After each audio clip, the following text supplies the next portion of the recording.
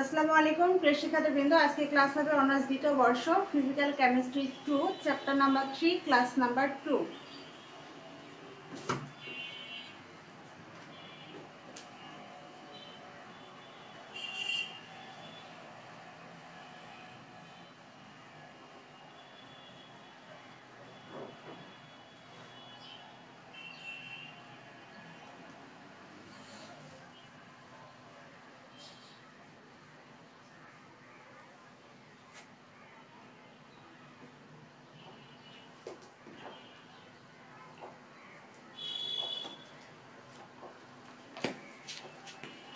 আগামীকাল ক্লাস 1 আগামীকাল না গতকাল নিয়েছিলাম ক্লাস 1-এ কয়টা প্রশ্ন পড়েছিলাম জানো? 3 অধ্যায় 2টা প্রশ্ন পড়েছিলাম আর হোমওয়ার্ক দিয়েছিলাম 3টা, তাই না? জি ম্যাম। তার মানে 5টা প্রশ্ন পড়ানো হচ্ছে। আর আজকে তাহলে আমরা বাকি প্রশ্নগুলো পড়বো। গ বিভাগে একটা প্রশ্ন রয়েছে এখানে, আরেকটা হচ্ছে খ বিভাগের প্রশ্ন। পানির আয়নিক গুণফল পরিবাহিত পদ্ধতিতে ইহা নির্ণয় বর্ণনা করো, এটা একটা আছে। আরেকটা আছে হচ্ছে তীব্র অ্যাসিড তীব্র ক্ষারে পরিবাহিত টাইট্রেশনের লেখচিত্র অঙ্কন করে ব্যাখ্যা করো, এরকম আর কি।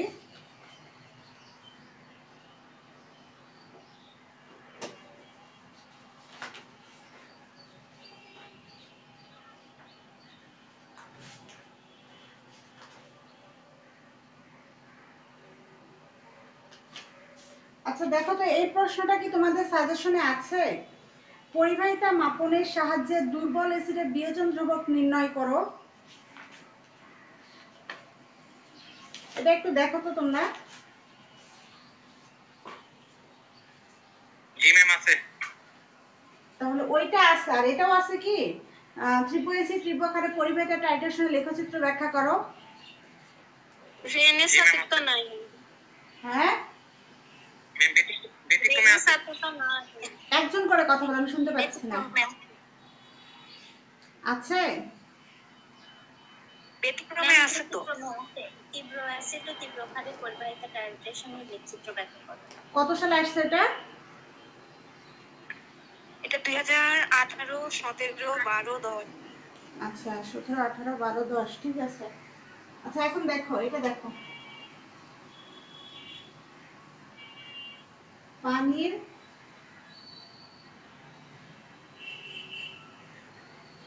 আয়নিক গুণফল পরিবাহিতা পদ্ধতিতে নির্ণয় বর্ণনা করো। পানির আয়নিক গুণফল পরিবাহিতা পদ্ধতিতে নির্ণয় করো। তো পানির আয়নিক গুণফল আমরা জানি KW ইকুয়াল হচ্ছে হাইড্রোজেন প্লাস আয়ন, এবং হাইড্রোক্সাইড আয়নের গুণফলকে বলা হয় পানির আয়নিক গুণফল। এই দুটো আয়ন দেখো, হাইড্রোজেন প্লাস এবং হাইড্রোক্সাইড আয়ন।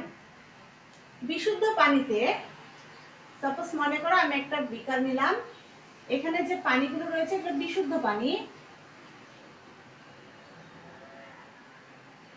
বিশুদ্ধ পানি, এই বিশুদ্ধ পানিতে সামান্য পরিমাণে হলেও নির্দিষ্ট পরিমাণে হাইড্রোজেন প্লাস আয়ন এবং হাইড্রোক্সাইড আয়ন থাকবে। বিশুদ্ধ পানিতে সামান্য পরিমাণ হলেও নির্দিষ্ট পরিমাণে হাইড্রোক্সাইড আয়ন এবং হাইড্রোজেন প্লাস আয়ন বিদ্যমান থাকে। যেহেতু সামান্য পরিমাণে হলেও হাইড্রোক্সাইড আয়ন এবং হাইড্রোজেন প্লাস আয়ন থাকবে বিশুদ্ধ পানিতে, তো সেহেতু পানিতে অবশ্যই সামান্য পরিমাণ হলেও পরিবাহিতাও বিদ্যমান থাকবে। তো এই সিস্টেমটা পরীক্ষা করেছিল দুইজন, একজনের নাম হচ্ছে কলরস, আরেকজনের নাম হচ্ছে হেড ইউলার।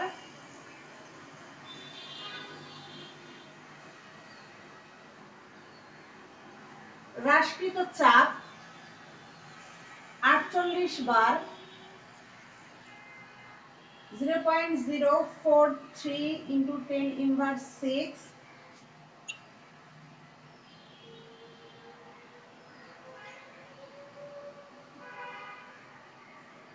0.0384 into 10 inverse 6।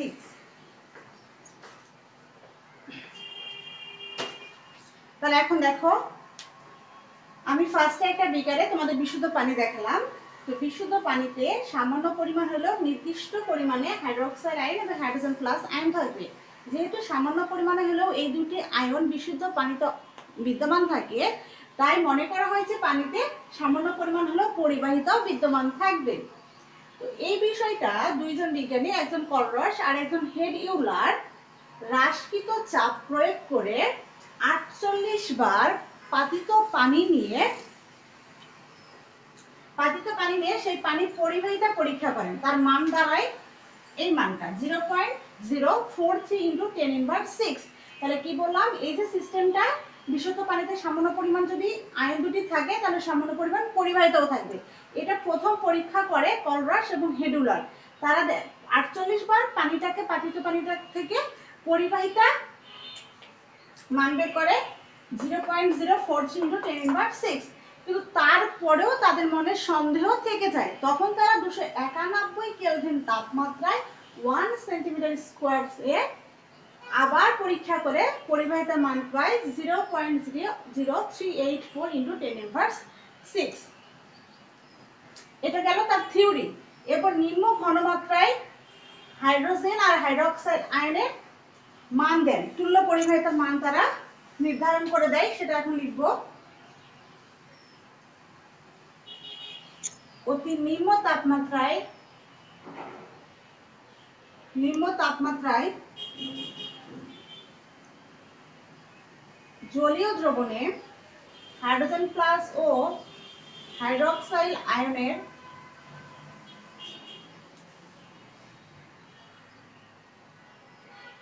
তুল্য পরিবাহিতার যথাক্রমে, তাহলে হাইড্রোজেন প্লাস আয়ন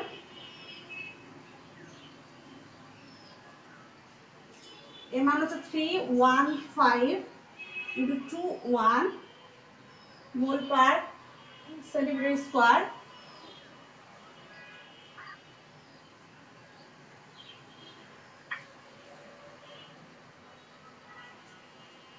ওয়ান 738 মোল সেন্টিমিটার স্কয়ার।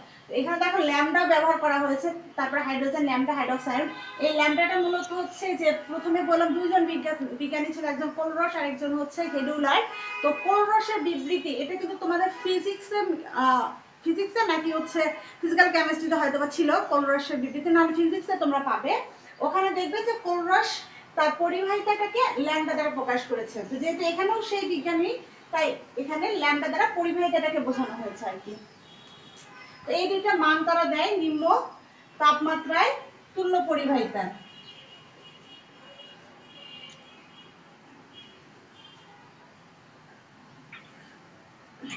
তাহলে এখন আমরা অঙ্ক করব।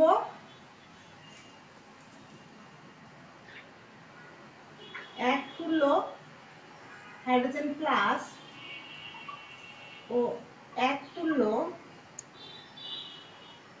হাইড্রোক্সাইড মাইনাস আয়নের মোট তুল্য পরিবাহিতা। দুইটা যোগ করে দিব, এই দুইটা 115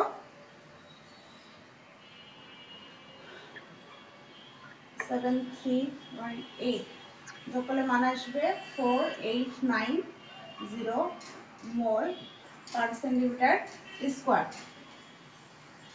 তাহলে অতএব 1 সেন্টিমিটার স্কয়ার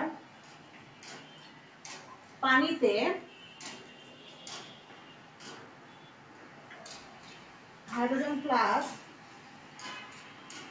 ও হাইড্রোক্সাইড মাইনাস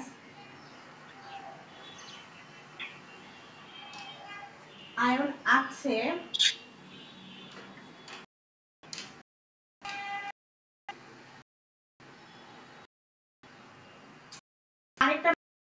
বলছিলাম যে রেগুলার মনে মনে সন্দেহ এখনো কিছু পদার্থ পরীক্ষা পরিবার ছিল শেষে 0.34 × 10⁻⁶ এই মানটা লিখবো এখানে 6 এটাকে মোট তুল্য পরিবাহিতা দ্বারা ভাগ করব করলে আমাদের 0.578 10⁻10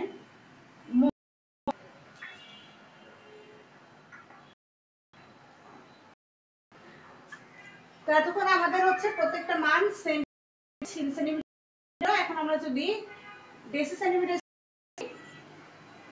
তাহলে এখন লিখব শেষ প্রতি হাইড্রোজেন হাইড্রোক্সাইড আয়নের আগেটা ছিল পরিমাণ, এটা মাত্রা। যে মানটা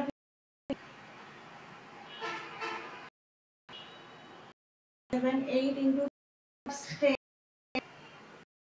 10 যে এখানে ইনভার্স করব 0.78 10⁻7 ডেসি সেন্টিমিটার কিউব। জায়গা নেই, এখানে লিখতেছি পানির আয়নিক গুণফল। সুতরাং পানির আয়নিক গুণফল মান পেলাম যেটা সেটা লিখবো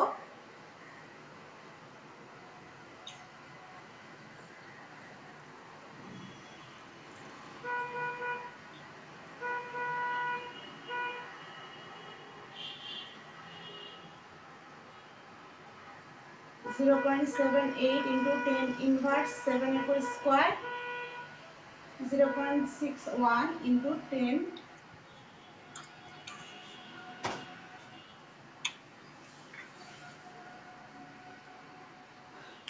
আচ্ছা দেখো এখন কি করলাম আমরা, পানির আয়নিক গুণফল পরিবাহিতা পদ্ধতিতে নির্ণয় করার জন্য আমাদের জানতে হবে যে বিশুদ্ধ পানিতে সামান্য পরিমাণে হলেও হাইড্রোক্সাইড আয়ন বা হাইড্রোজেন প্লাস আয়ন থাকবে। যেহেতু সামান্য পরিমাণ হলেও এতে পরিমাণ বিদ্যমান রয়েছে, তাই এতে সামান্য পরিমাণ হলেও পরিবাহিতাও থাকবে। তখন এই বিষয়টাকে চিন্তা করে বিজ্ঞানী কলরস এবং হেডইউলার 48 বার বিশুদ্ধ পানিটাকে অর্থাৎ পাতিত পানিটাকে বারবার পরীক্ষণ করে পরিবাহিতার মান দেন, দুইটা মান দেন। ওটা লিখেছিলাম, দুইটা মান দেয়।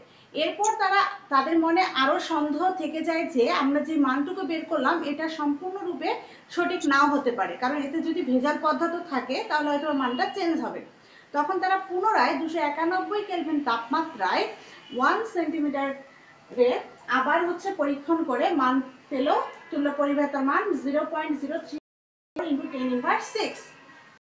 এরপরে তারা অতি জলীয় দ্রবণের জন্য হাইড্রোজেন প্লাস এবং হাইড্রোক্সাইড আয়নের জন্য তুল্য পরিবাহিতার মান নির্ধারণ করেন, এই দুটি মান। তো এখান থেকে আমরা হাইড্রোজেন প্লাস আয়ন এবং হাইড্রোক্সাইড আয়নের মোট তুল্য পরিবাহিতার মান বের করলাম। সেখান থেকে 1 সেন্টিমিটার স্কয়ার পানিতে ঠিক কতটুকু হাইড্রোজেন প্লাস এবং হাইড্রোক্সাইড আয়ন আছে তার পরিমাণটা বের করে নিলাম। এরপর আমরা আয়ন দুটির ঘনমাত্রাটা বের করে নিলাম। বের করে নেওয়ার পরে আমরা এখানে পানির আয়নিক গুণফল হাইড্রোজেন প্লাস আয়ন কোন হাইড্রোক্সাইড আয়ন দুটার মান, যেহেতু উভয়ের মান হচ্ছে এটা, আর হচ্ছে হাইড্রোজেন প্লাস আয়ন বা হাইড্রোক্সাইড আয়ন অর্থাৎ হাইড্রোক্সাইড আয়নের পরিবর্তে আমরা হাইড্রোজেন প্লাস আর হাইড্রোক্সাইড আয়ন এই দুটো যদি সমান হয় তাহলে হাইড্রোজেন রাখলাম, আবার হাইড্রোক্সাইডের জায়গায় আবার হাইড্রোজেন বসালাম, তাহলে হাইড্রোজেন হাইড্রোজেন স্কয়ার হয়। আবার হাইড্রোক্সাইডের এখানে হাইড্রোজেনের জায়গায় হাইড্রোক্সাইড বসালাম, তাহলে এখানে হাইড্রোক্সাইড এখানে হাইড্রোক্সাইড, দুটো হাইড্রোক্সাইড স্কয়ার হয়। মূলত এই দুটো যদি পরিমাণ যদি সমান হয় তাই এখানে দুটার পরিবর্তে স্কয়ার দেওয়া আছে, অর্থাৎ দুটো সমজায়িত বোঝানো হয়েছে। তোমরা চাইলে আরেকটা লাইন করতে পারো, ওই স্কয়ার করে দিলাম, পাওয়ারটা গুণ হয়ে যাবে, 7 ছিল এবার 14 হয়ে যাবে। এটা হচ্ছে পানির আয়নিক গুণফল। এছাড়াও তোমরা ইলেক্ট্রোম্যাগনেটিক ফোর্সের মাধ্যমেও পানির আয়নিক গুণফলের মান বের করে নিতে পারবে। লিখে দিলাম।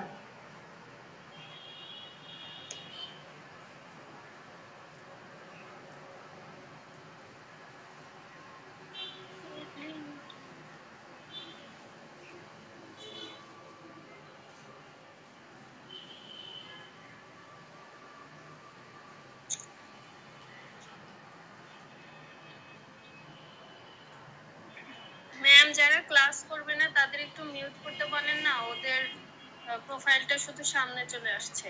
আচ্ছা, যারা হচ্ছে ক্লাস করতে চাচ্ছ না, প্রবলেম হচ্ছে ওদের। আচ্ছা, তোমাদের হচ্ছে একটা কথা বলে রাখি, তোমরা কালকে আমাদের পেজ থেকে রাত 10টার দিকে একটা লাইভ হয়েছিল, ওখানে বলে দেওয়া হয়েছে এখন থেকে প্রায় সপ্তাহে 3 দিন ফ্রি লাইভ ক্লাস না হবে পেজে। যার যতটুকু প্রবলেম আছে তোমরা চাইলে ওই যে লাইভ ক্লাসটা হবে রাত্রে, সেখানে তোমরা কমেন্টের মাধ্যমে প্রবলেমগুলো বলতে পারো অথবা ইনবক্সে বলতে পারো, তাহলে আমি ওই লাইভ ক্লাসে প্রবলেমগুলো সলভ করে দেবো। শুধুমাত্র তোমাদের জন্য না, সবার জন্যই বলেছি, যেহেতু তোমাদেরও কম বেশি প্রবলেম থাকে। ক্লাসে বুঝে দেওয়ার পাশাপাশিও যদি তোমরা প্রবলেম আরও অনেক কিছু থেকে থাকে অনেকেরই, তো তখন তোমরা যদি বলো তো তখনও প্রবলেমগুলো সলভ করে দিতে পারবো আমি। তোমরা চাইলে ওই লাইভগুলো করতে পারো রাত্রে। পরের প্রশ্ন দেখো।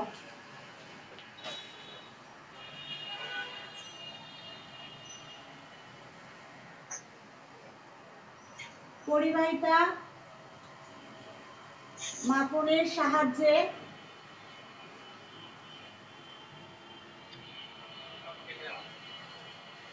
দুর্বল অ্যাসিডের বিয়োজন ধ্রুবক নির্ণয় করো।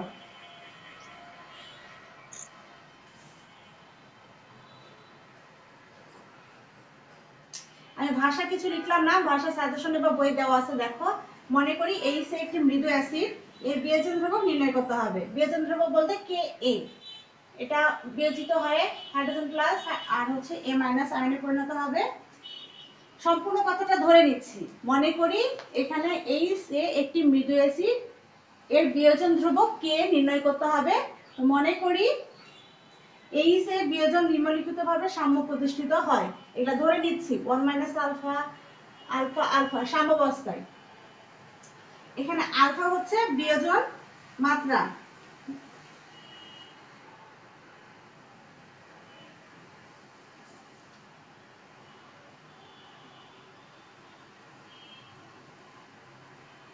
আমরা জানি বিয়োজন ধ্রুবক কে এ মাইনাস এইচ এ।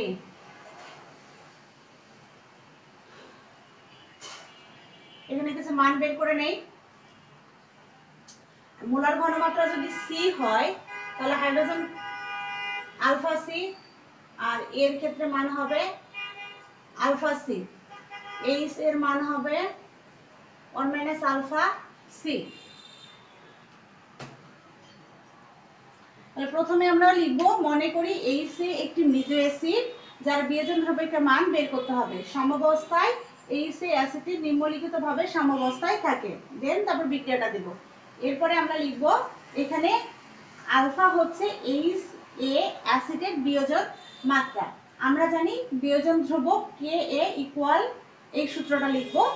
এরপরে এই পাশটা লিখব, এখানে লিখব অ্যাসিড দ্রবণটি মোলার ঘনমাত্রা, অ্যাসিড দ্রবণটির মোলার ঘনমাত্রা সি হলে হাইড্রোজেন প্লাস আয়নের মান হবে এরকম, এর মান হবে এটা, এইচ এর মান হবে এটা। এই মানগুলো এখন এখানে বসে ক্যালকুলেশন করব। Alpha C 1 minus alpha C, alpha square C square 1 minus alpha C, কাটাকাটি করলে আলফা স্কোয়ার সি নিচে 1 মাইনাস আলফা। তাহলে বিয়োজন ধ্রুবকের মান পেলাম alpha square C 1 minus alpha.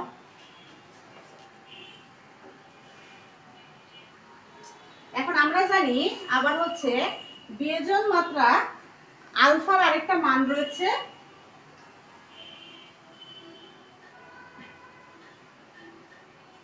এটা হচ্ছে তুল্য পরিবাহিতা। আর নিচে যেটা নট দেওয়া আছে এটা হচ্ছে অসীম লঘুতায় তুল্য পরিবাহিতা। বিয়োজন মাত্রার মানটাকে আবার আমরা তুল্য পরিবাহিতার ক্ষেত্রে, পরিবাহীর ক্ষেত্রে লিখতে পারি। তুল্য পরিবাহিতাকে যদি আমরা অসীম লঘুতার পরিবাহিতা দ্বারা ভাগ করি তাহলে বিয়োজন মাত্রা পাবো। এই মানটা আবার এখানে বসাবো।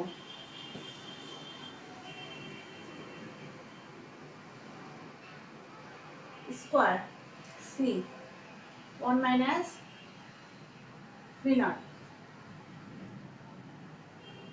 ভি স্কোয়ার ভি নটের উপরেও স্কোয়ার।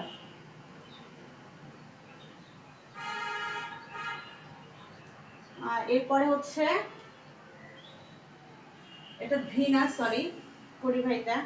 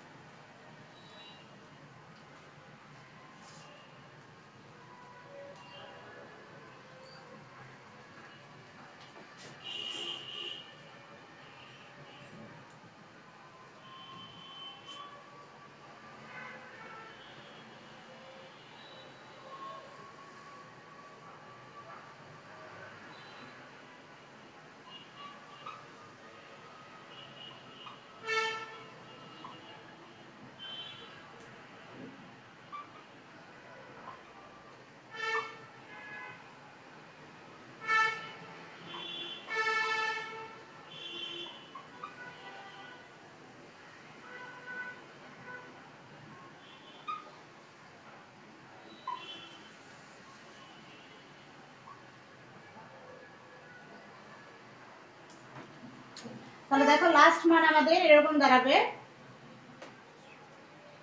কি করলাম এখন প্রথম থেকে দেখাচ্ছি। প্রথমে আমরা এইচ এর একটা অ্যামিনো অ্যাসিড ধরে নিলাম যা সাম্যাবস্থায় নিম্নলিখিতভাবে বিয়োজিত অবস্থায় থাকবে।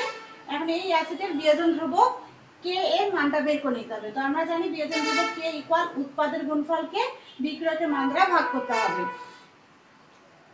এইচ এর মৃদু অ্যাসিডের মোলার ঘনমাত্রা সি হলে সাম্যাবস্থায় এইচ এর মান হচ্ছে 1 - আলফা, মোলার ঘনমাত্রাকে সি দ্বারা প্রকাশ করে, ওটা গুণফল হয়ে যাবে। এরপরে আলফার সঙ্গে মোলার ঘনমাত্রা সি, এটার সঙ্গে মোলার ঘনমাত্রা সি, আলফা মোলার ঘনমাত্রা সি, অর্থাৎ আলফা হচ্ছে বিয়োজন মাত্রা। ক্যালকুলেশন করলাম, আলফা স্কয়ার সি ভাগ 1 - আলফা, এটুকু আসলো। কার মান আসলো? কে এর মান, বিয়োজন ধ্রুবকের মান। এখন আমরা এখানে আলফা মানে জানি বিয়োজন মাত্রা, আর কে হচ্ছে বিয়োজন ধ্রুবক। তো এই আলফার মান আবার আমরা পরিবাহিতা থেকে পাই, তুল্য পরিবাহিতাকে অসীম পরিবাহিতা দ্বারা ভাগ করলে আলফার মান পাওয়া যায়। এই মানটা আমরা এখানে বসিয়ে দিলাম। এরপর আমরা ক্যালকুলেশন করলাম, স্কয়ার আছে, দুটাকে স্কয়ার করে দিলাম, আর এটাকে লসাগু করে দিলাম। এরপরে এখানে হচ্ছে এটা ভাগ ছিল, এটা যদি উল্টে আসে তাহলে নিচের অংশটুকুর সঙ্গে এটা গুণ হয়ে যাবে। এটা ভাগ ছিল, নিচে আসলে গুণ হবে, গুণ করে দিলাম, এটা যা আছে তাই। এরপর এটা ভাগ আছে, এটাকে 1 করে নিলাম, এটা যেমন ছিল তেমনই। এখানে দুইটা ছিল, এখানে একটা ছিল, কাটাকাটি করলে একটা থাকে, এটা যেমন ছিল তেমনই। এখন আমরা এগুলো মিশিয়ে দিয়ে লাস্ট ফিনিশিং এর কাজ করব। তাহলে এই অংশটুকুর মান পেলাম আমরা, কে এর মান পেলাম।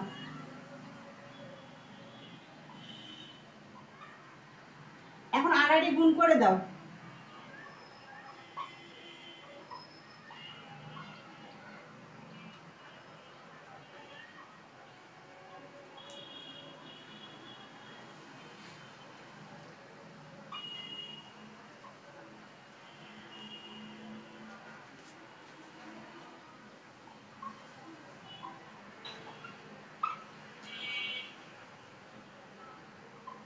মাইনাস কে এ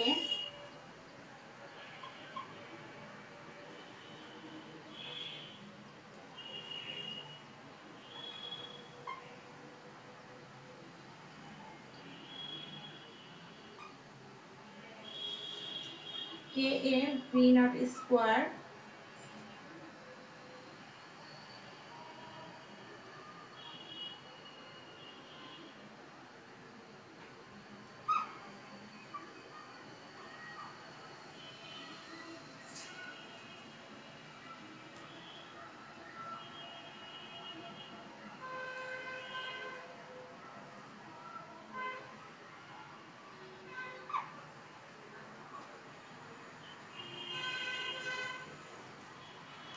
এখন দেখো এখানে কি করলাম, আড়াআড়ি গুণ করে দিলাম, কে এ গুণ হবে নিচের অংশটুকুর সঙ্গে, আর এটা যেমন ছিল তেমনই।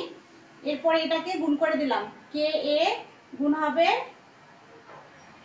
কে তুল্য পরিবাহিতা গুণ করে দিলাম, তুল্য পরিবাহিতা গুণ করলে স্কয়ার। এরপর কে এ তুল্য পরিবাহিতা ছিল, সরি এটা হচ্ছে অসীম লঘুতার তুল্য পরিবাহিতা, আর এটা তুল্য পরিবাহিতা, গুণ করে দিলাম। এরপরে দেখো এখানে দুইটা আছে, স্কয়ার আছে, একটাকে রাখলাম, আরেকটাকে ওই পাশে ভাগ করে দিলাম। তো যেহেতু এখানে শুধু অসীম লঘুতা তুল্য পরিবাহিতা আছে আর এখানে তুল্য পরিবাহিতা আছে, তো এটা দুইটা সেম না, কাটাকাটি যাবে না, তাই এটাকে এভাবে ভাগ অবস্থায় রাখলাম। কিন্তু এখানে আর এখানে মানটা সেম, আমরা কেটে দিলাম, তাহলে থাকবে শুধু কে আর থাকবে হচ্ছে অসীম লঘুতার তুল্য পরিবাহিতার মান। এটা মান পেলাম আমরা। এখন এটা লেখচিত্র অঙ্কন করব। এটাকে 2 নম্বর সমীকরণ দাও।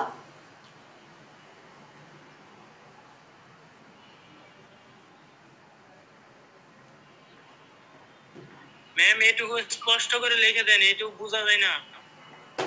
কলমে লিখে না, কিভাবে স্পষ্টটা লিখে দিব বলো, কালি শেষ। ম্যাম এই যে এটুকু বোঝা যায় না, এটুকু কি লিখছেন? এটা এটুকু এই পাশে এটুকু বোঝা যায়। এটুকু হ্যাঁ হ্যাঁ, এটুকু বোঝা যায় না। এখন বুঝতে পারতেছ? জি ম্যাম। আচ্ছা, এখন আমরা লেখচিত্র অঙ্কন করব। এই ভাষাগুলো তোমরা লিখে নেবে। যে 2 নম্বর একটি সরলরেখার সমীকরণ, এই সমীকরণটা দেখা যায় y অক্ষ বরাবর।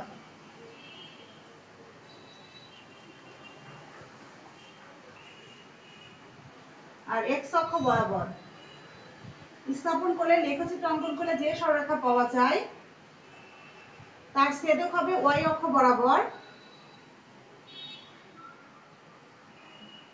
আর x অক্ষ বরাবর c ইকুয়াল 0 ঘনমাত্রায় v0 হয়।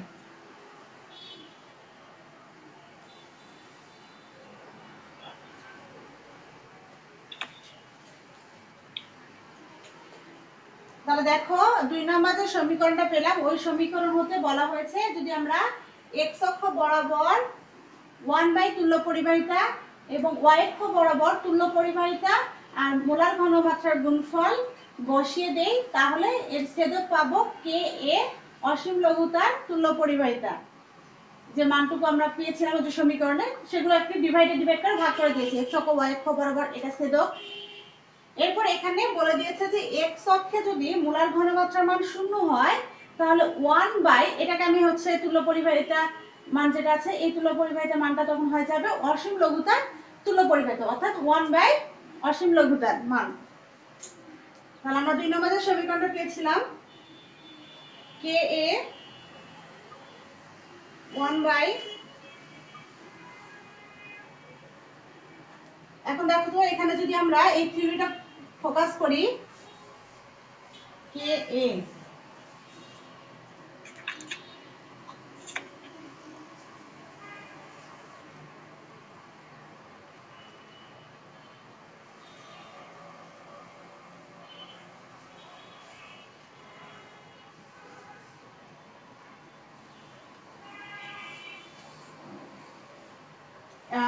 1 তুল্য পরিবাহিতার পরিবর্তে বসাবো 1 অসীম লঘুতার তুল্য পরিবাহিতা।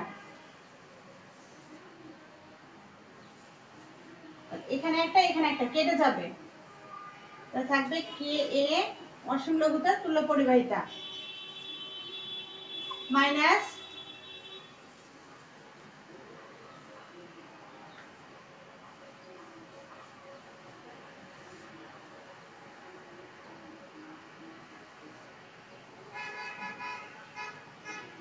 সমান হয়ে গেল।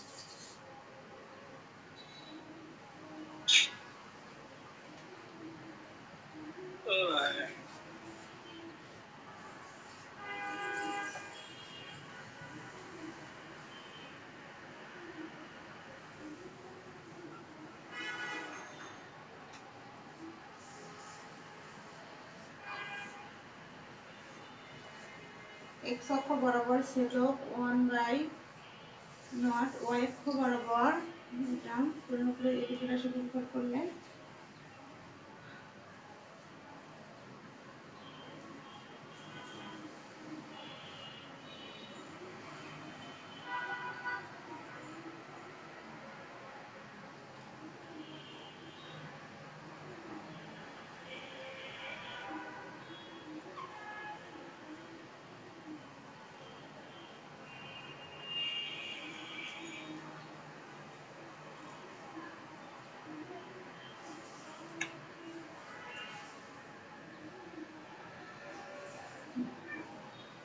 তাহলে দেখো x অক্ষ বরাবর 1 অসীম তুল্য পরিবাহিতা আর y অক্ষ বরাবর ছেদক ka অসীম তুল্য পরিবাহিতা, এই দুটো মান যদি আমরা গুণ করি তাহলে আমরা বিয়োজন ধ্রুবকের মান পেয়ে যাব। সাপোজ মনে করো এটার মান যদি y অক্ষ বরাবর এই ছেদকের মান যদি 2 হয় আর x অক্ষ বরাবর এটার মান যদি 3 হয় তাহলে বিয়োজন ধ্রুবকের মান কত হবে? 6 হবে। এটা হচ্ছে লেখচিত্র। লাস্টে কি করলাম? লাস্টে যে আমাদের সমীকরণটা ছিল 2 নম্বর সমীকরণ ওটা লিখলাম। লেখার পরে এই যে এখানে এটুকুর পরিবর্তে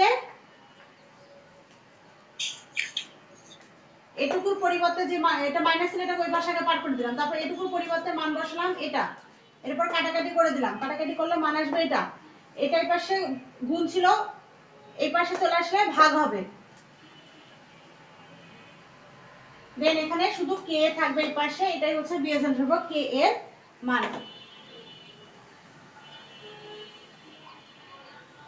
বইয়ে হয়তো বা সাজেশনে তোমাদের এখানে মাইনাস দেওয়া আছে, ওটা তোমরা কারেকশন করে নিবে, ওটা গুণফল হবে।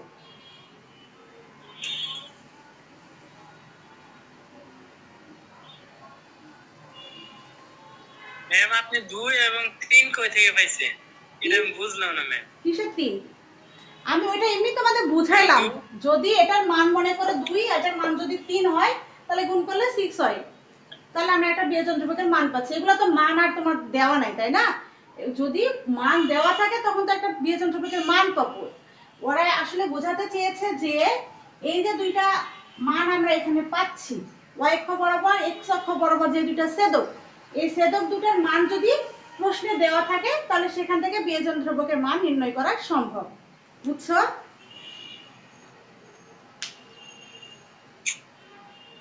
তাই আমি মনে করলাম যে দুটা ছেদকের মান ধরে নিলাম যে 2 আছে 3 আছে, ক্যালকুলেশন করলে 6 হয়, তার মানে বিয়োজন ধ্রুবকের মান নির্ণয় করা সম্ভব।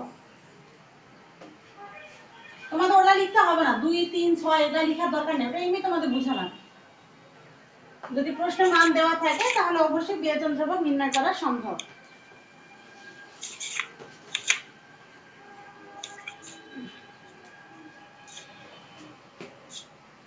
আচ্ছা, এরপরে হচ্ছে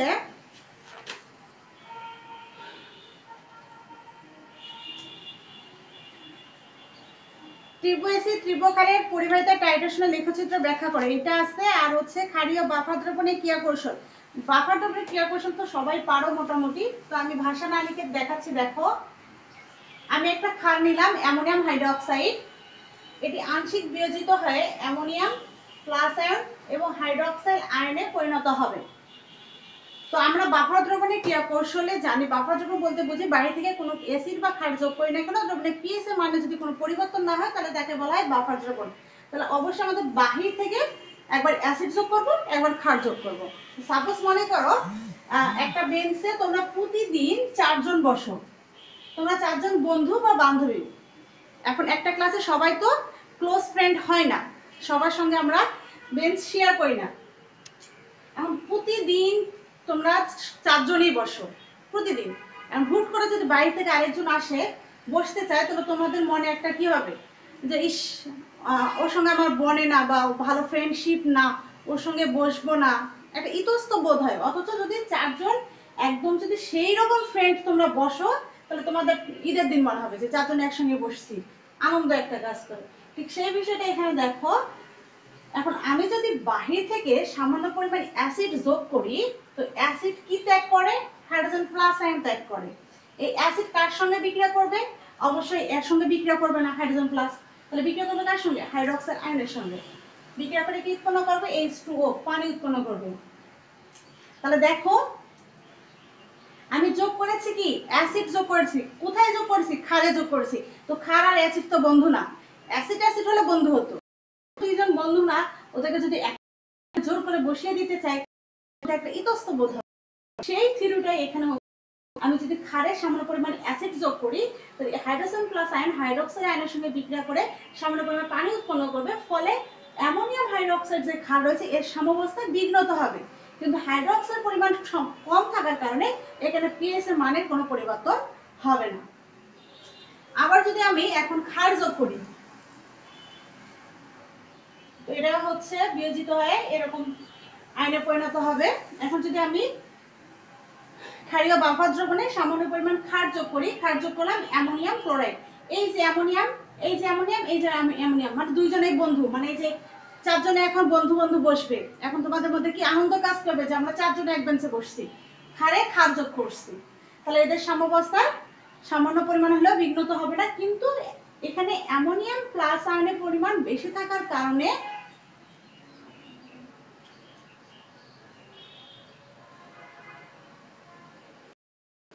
হাইড্রোক্সাইড বিক্রিয়া করে আবার পুনরায় অ্যামোনিয়াম হাইড্রোক্সাইড কি উৎপন্ন হবে। এখানে অ্যামোনিয়াম হাইড্রোক্সাইড, এখানে অ্যামোনিয়াম হাইড্রোক্সাইড পাচ্ছি।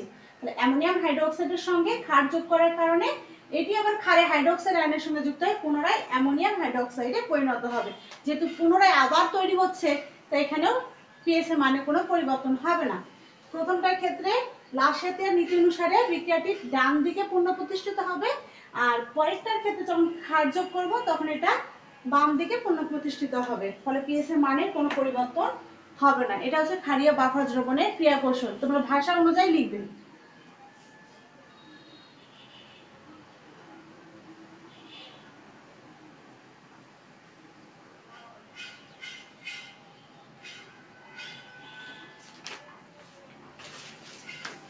আর এরপরে হচ্ছে তোমাদের হোমওয়ার্ক থাকবে নির্দেশকের বর্ণ পরিবর্তনের পিএইচ পরিসরে আলোচনা করো। তোমরা শর্টকাট করে এটা লিখবে, অনেক বড় করে দেওয়া আছে, আর শর্টকাট করে একটু করে লিখবে। নির্দেশকের বর্ণ পরিবর্তনের পিএইচ পরিসরে আলোচনা। বিভিন্ন ধরনের নির্দেশক রয়েছে, phenolphthalein, methyl red, litmus, methyl orange, thymol blue, bromophenol blue, এগুলোর বিষয়ে কোনগুলো কালার কিরকম হয়, কেন বর্ণ পরিবর্তন হয়, এগুলো তোমরা তোমাদের হোমওয়ার্ক থাকবে। এটা অ্যাসাইনমেন্ট তোমরা অবশ্যই আগামীকাল ক্লাসের আগে জমা দেবে। এখন লাস্ট প্রশ্ন হচ্ছে ত্রিভুজ এসিড ত্রিভুজ ক্ষারে পরিবাহিত টাইট্রেশনের লেখচিত্র ব্যাখ্যা করো।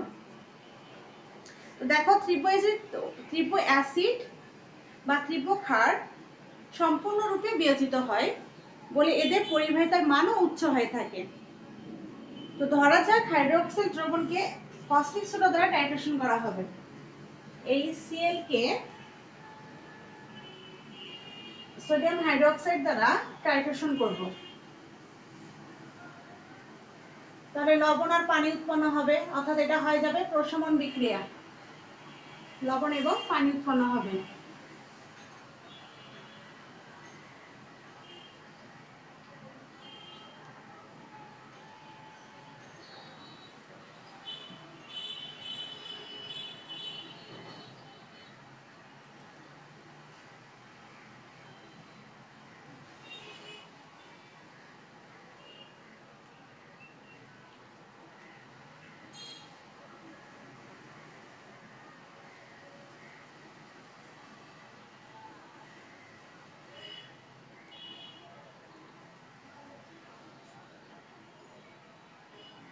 নিম্ন,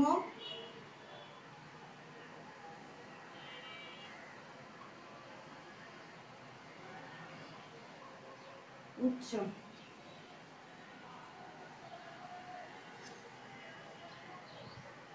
অবিয়োজিত পানি।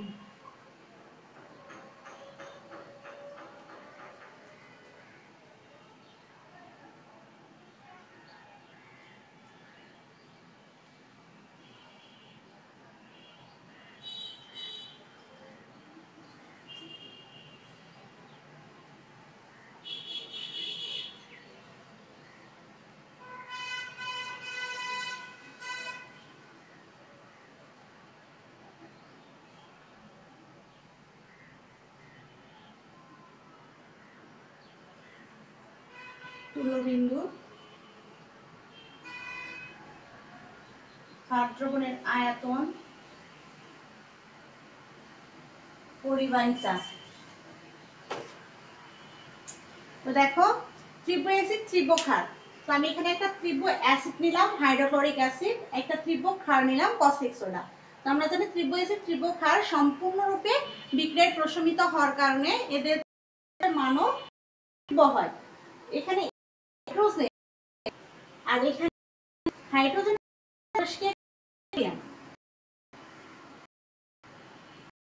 সোডিয়াম হাইড্রোজেনকে করে সঙ্গে বন্ধুত্ব তৈরি করে ক্লোরাইডে পরিণত হয়েছে। তাহলে অর্গানিক কেমিস্ট্রিতে যাই, তাহলে এখানে প্রতিস্থাপন বিক্রিয়া, এই প্রতিস্থাপিত আবার হাইড্রোজেন গিয়ে ওই হাইড্রোক্সাইড আয়নের সঙ্গে যুক্ত হয়ে পানি উৎপন্ন করেছে। তো এখানে হাইড্রোজেন প্লাস আয়নের টি হচ্ছে উচ্চ বা তীব্র পরিবাহিতা সম্পূর্ণ আয়ন, আর সোডিয়াম প্লাস হচ্ছে নিম্ন পরিবাহিতা সম্পন্ন আয়ন। উচ্চ পরিবাহিতা সম্পন্ন আয়নটি নিম্ন পরিবাহিতা সম্পন্ন আয়ন দ্বারা প্রতিস্থাপিত হয়ে সোডিয়াম ক্লোরাইড আয়নে পরিণত হয়েছে। ফলে আবার পুনরায় এখানে হাইড্রোজেন হচ্ছে উচ্চ পরিবাহিত আয়ন, হাইড্রোক্সাইড নিম্ন পরিবাহিত আয়ন, এরাও আবার যুক্ত হয়ে পানি উৎপন্ন করেছে, ফলে বিয়োজিত পানি উৎপন্ন করে। এতে করে পরিবাহিতার মান হ্রাস পায়। এখন যদি আমরা অতিরিক্ত ক্ষার যোগ করি, যেহেতু এখানে ক্ষারের পরিমাণটা সোডিয়াম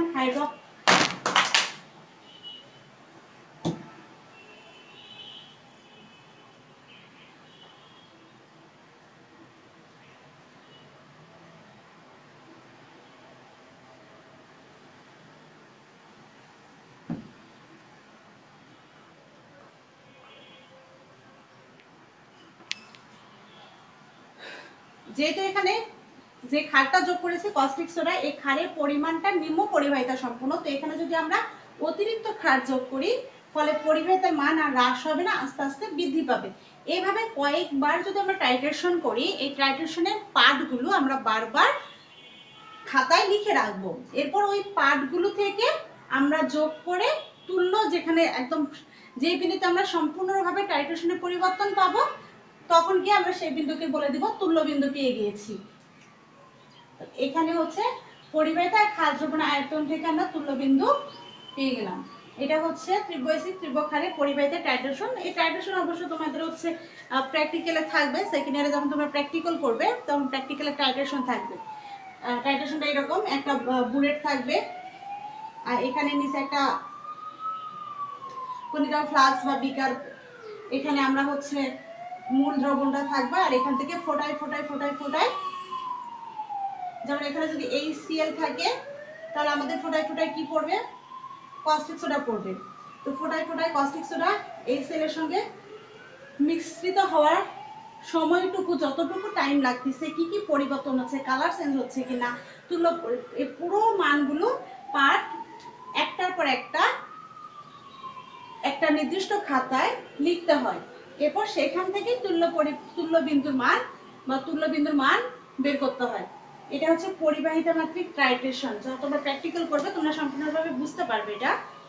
তো আজকের ক্লাস এই পর্যন্তই। আগামী দিন আমরা চ্যাপ্টার 2 নিয়ে আলোচনা করব। ধন্যবাদ সবাইকে, আল্লাহ হাফেজ।